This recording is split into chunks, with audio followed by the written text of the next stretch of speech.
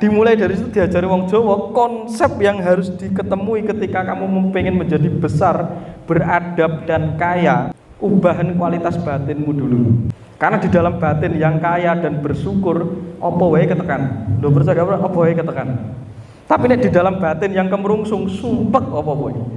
Rezeki yo angel. Karena simpulnya Anda tutup sendiri. Makanya wong Jawa konsepnya apa? Ayam tentrem dhisik. Dimulai dari dasar pertama namanya nerimo ing pandum. Nerimo sik. Karena di saat kita menerima, ahangkara dan pikiran kita renyep seret bening. Nah, di dalam kebeningan itu Anda bisa mengakses jatah-jatah sampean.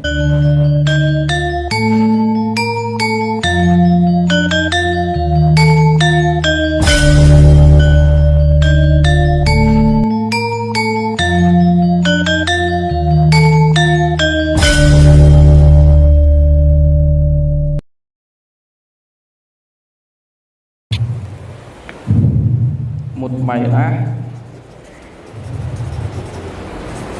diarani empu ngaremban. Nah, empu ngaremban ku dununge budi. Budi niku kesadaran. Budi ditunggoni kalih sinten Wisnu. Napa kok Wisnu?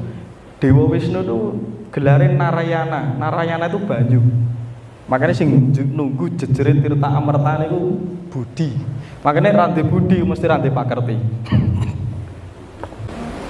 Terus Supiyah empu Kumara Sidi niki sing nunggu idep utawa idep niku pikiran atau disebut manah. Manah niku sanes ati, manah niku pikiran. Utet nggih, pikiran, membentuk pikiran. Thought nggih, pikiran.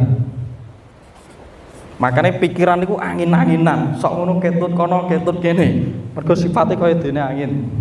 Lah nek budi niku madhep mantep, ora gampang goyah. Makanya diarani rasa sejati, sejatine rasa. Terus amarah niku getih, nggih. Diarani empu geni wekya. Empu geni wekya. Niku sing nunggu ahangkara atau emosi, perasaan. Sing sok ngono iso panas, iso mangkel ati itu emosi atau perasaan. Makanya nek emosi ini gak stabil getih mesti munggah. Akhirnya darah tinggi. Ahangkara itu perasaan. Makanya angkara murka atau juga bisa disebut emosi. Terus lawamah empu madaran. Madaran itu weteng. Yang membentuk dinamakan cita. Daya ingat. Jadi jenengan nek ngeling-elingin nganggo utek, padahal nganggo weteng. Makanya nek jenengan iso poso, ingatan tubuh Anda itu lebih jujur daripada ingatan ahangkara dan pikiran Anda. Makanya kalau sajang waskita itu dunungnya tidak di dalam pikiran, tapi di dalam bahasa tubuh, bahasanya udel, pusel. Karena mlebune memori jagat gede itu lewat udel sing diserap karo saripatine Komajaya Komorate Bapak Biung jenengan. Jadi sing eling sampean iki panganan. Makanya ra percaya jenengan mangan, aku kok enak ya mangan iki. Berarti ilatmu itu sudah pernah merekam dari zaman dulu. Makanya ilat kuping awake dhewe iki ora padha, senengane aja digawe padha. Dhewe-dhewe tergantung tingkat merekame.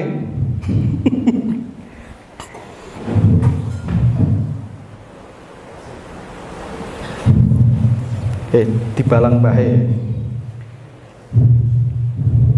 Nah ini minimal sampai niki. Nggih. Nek wis teko iki itu disebut sastra Jendra Hayuningrat. Sampai ke sini. Sastra Jendra Hayuningrat. Dadi konsep siji niki sekutu tadi sedulur papat kaki among nini among. Oke. Niku kakang kawah adi ari-ari kan mesti sedang sebut ngoten to. Kaki among nini among. Singkang jogo ngrekso kan ngoten. Terserah jenengan nyebutnya piye, orang Jawa Baru menyebutnya begitu. Rogo jiwaku. Ya jelas toh jenengan nalika jabang bayi sinten sing dampingi? Ya ini. Nah itu ajaran orang Jawa tingkatan 1 mesti ngugem tentang kaki among nini among sedulur papat. Lah mengke sing keloro kadiat mikan. Dari sedulur papat digawe kadiat mikan dan diolah menjadi kawisesan, karosan, gawe kerja. Jadi jenengan iso kerja, iso makarya iku mergo duwe kadiat mikan. Sedulur papat dalam bentuk buta.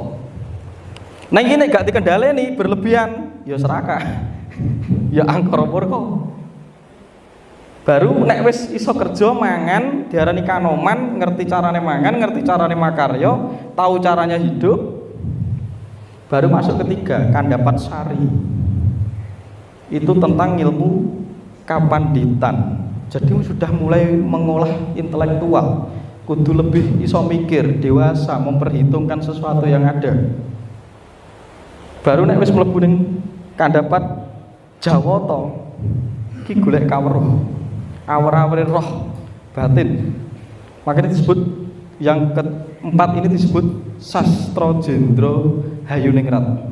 Baru mlebu ning kamuksan ini disebut sangkan paraning dumadi. Nah di titik ini niki wis melebur. Ini saya ulas melebur karena di titik ini saka papat limo iki diringkes dadi loro. Siji jenengan ki eneng mergo sifat Adam, sifat Kawa, Hawa. Nah bagi orang Jawa kuno Adam iki diarani lanang. Nggih, lanang, tegak, alim, disebut Sang Hyang Alu atau lingga.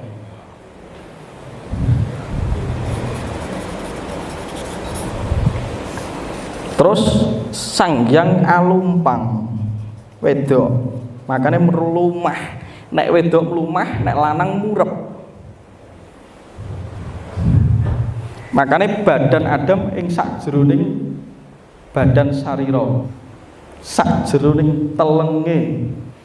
Makanya wong Jawa niki iso punar bawa, punar iki iso eneng neh, eneng neh, eneng neh. Kok gue? Jadi nyoto nggih. Jadi selama ini ilmu Jawa itu kasunyatan menjadi tidak nyata karena adanya gugon tuhun dan pasemon yang tidak diudari. Mau letterlek tadi ditelan mentah-mentah, akhirnya tahayul. Wah aku diganggu mbahku. Mbahmu ning ndi? Wis ning jero awakmu dhewe mbahmu. Wis sampurna karo kowe dhewe. Makane enten konsep diarani segeh atau suguh.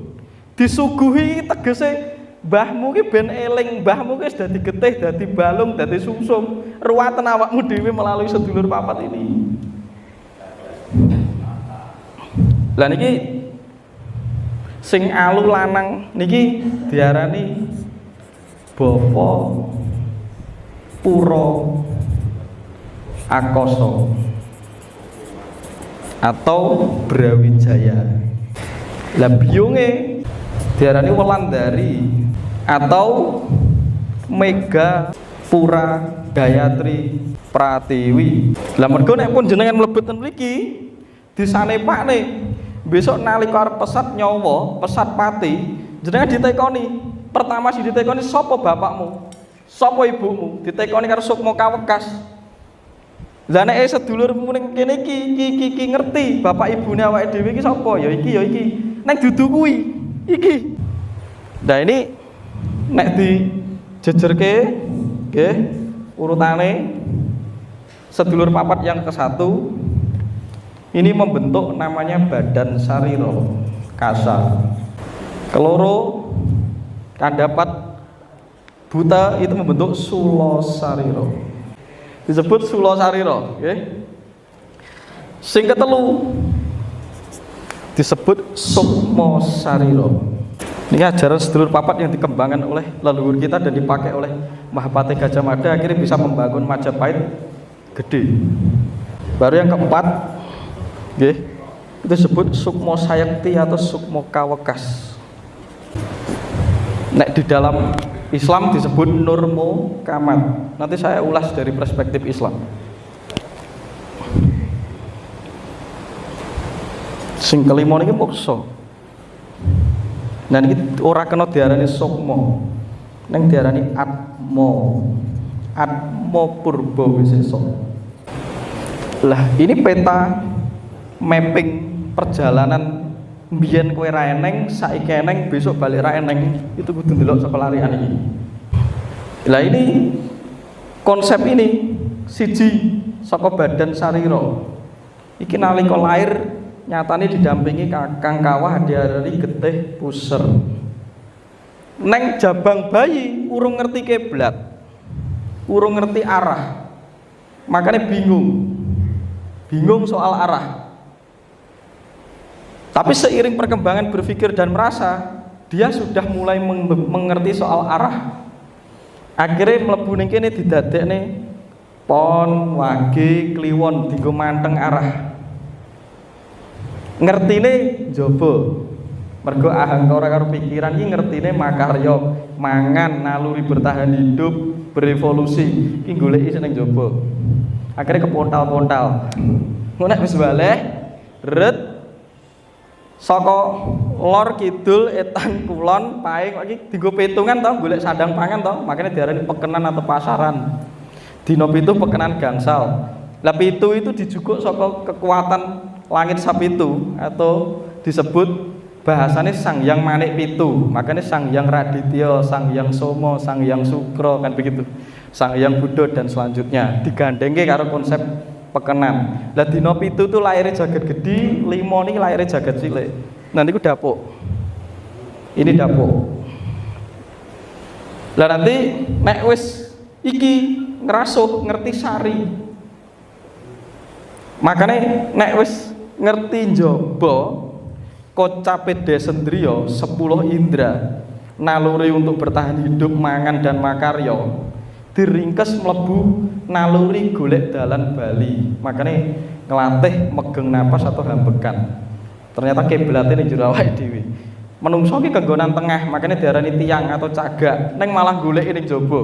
Bingung. Mergo lor kidul tan kulon ki ra eneng. Sejatine kuwi mung arah, ora eneng kowe mlaku ngalor gak temu-temu. Mergo sejatine sing jero ya kiblatmu itu ya dirimu sendiri itu. Makanya nun sewu dalam martabat 7 dikarani ingsun anyekseni kabatoya ing sajroning badan ingsun dhewe. Itu Sunan Kalijaga mengembangkan itu. Maka Ka'bah itu ning jero kono. Makanya kubusnya papat, Hajar Aswad di tengah. Iso uga itu konsep dari sini. Dan enten gerakan dinamakan tawaf, nggih. Leluhur mempercayai dua hukum di dalam kehidupan. Niku bentuknya bunder. Nggih. Sing siji diarani cakra manggilingan berputar. Iki ra eneng. Iki biyen gak eneng, saiki eneng bakal ra eneng. Srengenge padha ae, jedul tengah ilang. Niku jenengan matne ten jagat gedhe niki. Bar cakra manggilingan itu diarani samsara, kaca rasa, pantulan celmin. Makanya wong Jawa ngawe ajaran disebut ngunduh woheng pakerti. Apa yang Anda pantulkan dari sikap berpikir, merasa dan tindakan itu akan balik ke Anda sendiri. Karena jagat raya itu adalah Sang Hyang Mayatatwa. Awake dhewe iki maca gitu. Kowe elek ya oleh melek. Nah sekarang dikembangkan di dunia barat namanya law of attraction. Sesuatu yang mirip akan saling tarik menarik. Terus digolek duit bisnis. Nah ternyata dimulai dari situ diajari wong Jawa konsep yang harus diketemui ketika kamu pengen menjadi besar, beradab dan kaya. Ubahan kualitas batinmu dulu. Karena di dalam batin yang kaya dan bersyukur, apa wae ketekan. Lho percaya apa wae ketekan.